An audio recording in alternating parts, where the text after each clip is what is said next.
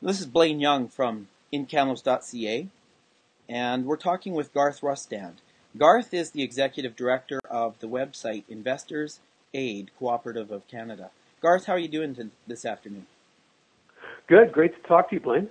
We met about 2-3 weeks ago, and I'd never heard of your service before. Can you tell us about it? Well, I'll make it as short as I can. I've been in the investment industry for about 22 years. I ended up working for Merrill Lynch and Wood Gundy.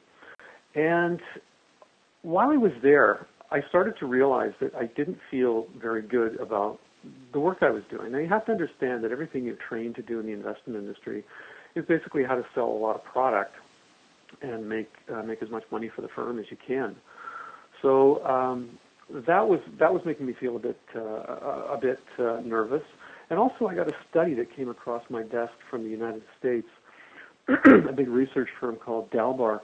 And what it had done is they'd gone back to find out exactly what investor returns were. Now, you'd think that investor returns are the same as the mutual fund returns or the stock returns that people get, but they're actually entirely different. Mutual fund returns are audited. We all know that they're accurate. But what happens with investors is that their behavior gets in the way. So they found that the average return over an 18-year period that ended in 2003 was about 2.5% on average for those years. And so you're thinking, well, gee, that sounds really low. And then you look at the S&P 500 for that same 18-year period, it had averaged 12.2% a year. So why was there such a big difference? That is a huge difference. Why is that? Why is the difference so big in the returns that we get? What the survey found was that it was mainly people's behavior. In other words, they were buying at the top when everybody else was buying, then they were selling at the bottom. That was a really big issue. The second thing was cost. Up here in Canada, we pay the highest cost in the world, so the returns might have been even lower.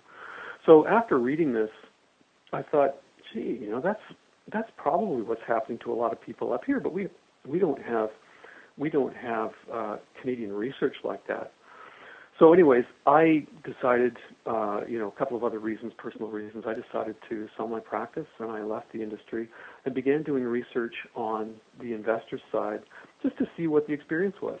The first thing you find out is that, those returns are, those low returns are accurate. There was another study done by the Harvard Business School that found that, this is even funnier, really. This is for people it compared the returns of people who were investing on their own at a discount broker and with someone who was working with an advisor. And they found that if you worked with an advisor, your returns were half as much as the person working at a discount broker. Now, how does that happen? Supposedly advisors are there to give you some good advice, to find you funds that are going to do well or find you investments that are going to do well. But in the end, it looks as though mainly the advisors are there to charge you commission.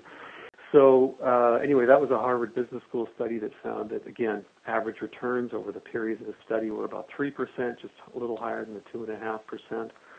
And then there was another big study that came out that included Canada specifically, again from the Harvard Business School, and it found that Canada's investment costs were the highest in the world, and not by a little bit.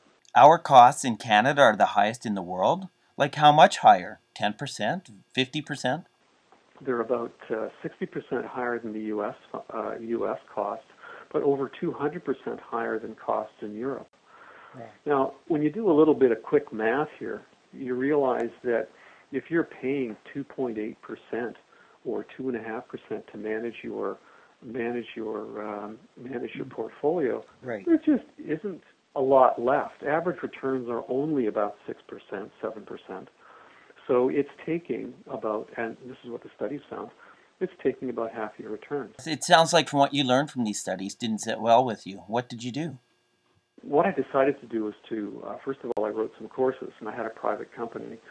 The private company, though, trust is a big issue. The investment industry works in a huge conflict of interest. In other words, advisors at the firms that you go in to talk to, typically, they're all selling their own product.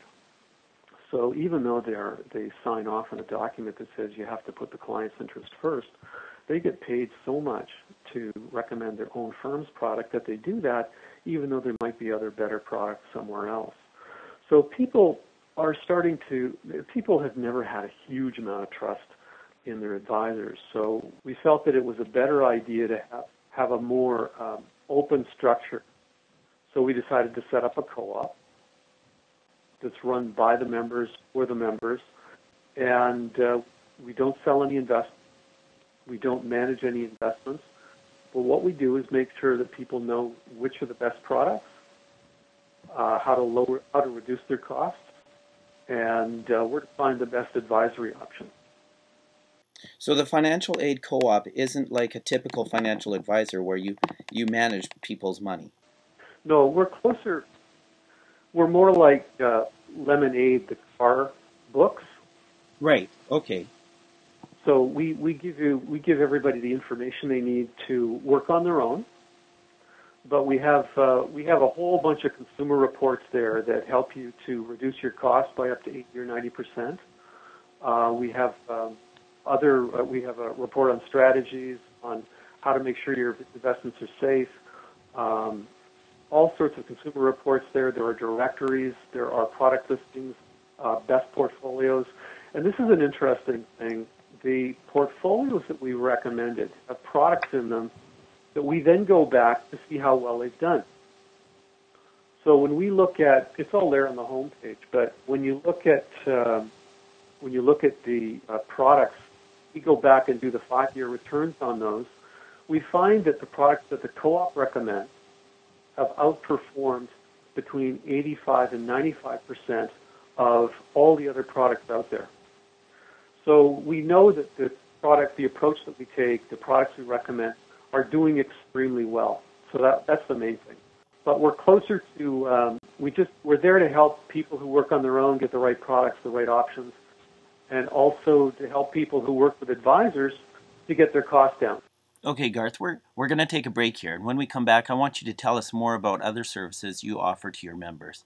You're listening to InCamels.ca Q&A, and today we're talking with Garth Rustand, the Executive Director of Investors Aid Co-op of Canada, and you'll find their website at www.investors-aid.coop. We'll be right back.